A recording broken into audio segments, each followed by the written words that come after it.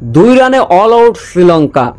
বাংলাদেশি আম্পায়ারকে চরম অপমান করলো ভারতীয় ক্রিকেটাররা। লঙ্কান ক্রিকেটার সানাকা মাস ক্রিজে চলে আসলেন, শামসু স্যামসাং করলেন run out. Bangladeshi umpire out দিয়েও পরে আবার দিলেন নট আউট। শেষ ওভার এবং সুপার ওভারের চরম নাটকীয়তায় ভারতকে কাঁপিয়ে দিয়ে কেমন করে হারল শ্রীলঙ্কা। এশিয়া কাপে লঙ্কানদের শেষ ম্যাচ, আগেই এদিকে ফাইনাল নিশ্চিত হয়ে গেছে ভারতের। এমন সমীকরণে আগে ব্যাটিং করতে নামলো ভারত। অভিষেক শর্মা এদিনও ছিলেন অনবদ্য, খেলে গিয়েছিলেন 61 রানের দুর্দান্ত ইনিংস। মিডল অর্ডার ব্যাটার তিলক বর্মনের 49 রান, যার ফলে লঙ্কানদের 203 রানের লক্ষ্যমাত্রা ছুড়ে দিয়েছিল ভারত। এই লক্ষ্য তাড়া করতে নেমে অবশ্য শুরুটা ভালো হয়নি লঙ্কানদের।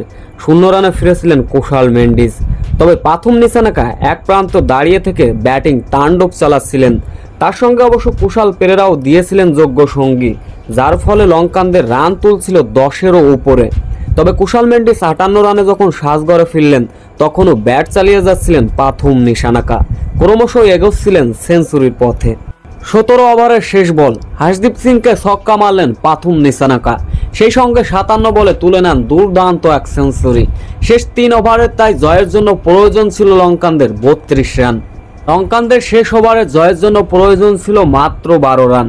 তখনই ব্যক্তিগত 107 রানে সাজঘরে ফিরলেন পাথুম নিশানাকা। পঞ্চম বলটি বাউন্ডারি হাঁকালেন পাথুম নিশানাকা। শেষ বলে লঙ্কানদের জয়ের জন্য তাই প্রয়োজন ছিল মাত্র 3 রান। 2 রান সম্পূর্ণ করলেন লঙ্কান ক্রিকেটাররা, যার ফলে ম্যাচটি হয়ে যায় টাই। ম্যাচ চলে যায় সুপার ওভারের চরম নাটকীয়তায়। কিন্তু সুপার ওভারেই ঘটল নাটকীয়তা। হার্ষদীপের প্রথম বলে আউট হয়ে গেলেন কুশাল মেন্ডিস। এরপরে সানাকা যখন ব্যাট করছিলেন, সামনের পায়ে এগিয়ে আসার খেলার প্রচেষ্টা ছিল, ক্রিজ ছাড়া অনেকটা মাস ক্রিজেই চলে আসেন, কিন্তু সেইটা শামসু স্যামসাং দুর্দান্তভাবে রান আউট করলেন। কিন্তু মাঠে থাকা আম্পায়ার সেটাকে আউট দিয়েও পরবর্তীতে আউট দিলেন না। হয়তো ক্যাচের আবেদনের জন্য ক্যাচ আউট দিয়েছিলেন মাঠে থাকা আম্পায়ার, কিন্তু ওটা পরবর্তীতে দেখা যায় সুপার ওভারে কোনো রান আউটের সুযোগ নেয় নাকি কি নিয়ম, এটা আইসিসির বলা মুশকিল ছিল। কিন্তু কথা হচ্ছে মাত্র 2 রানে অল আউট হয়ে যায় শ্রীলঙ্কা, যার ফলে এই লক্ষ্য সহজেই পার করে ফেলে ভারত।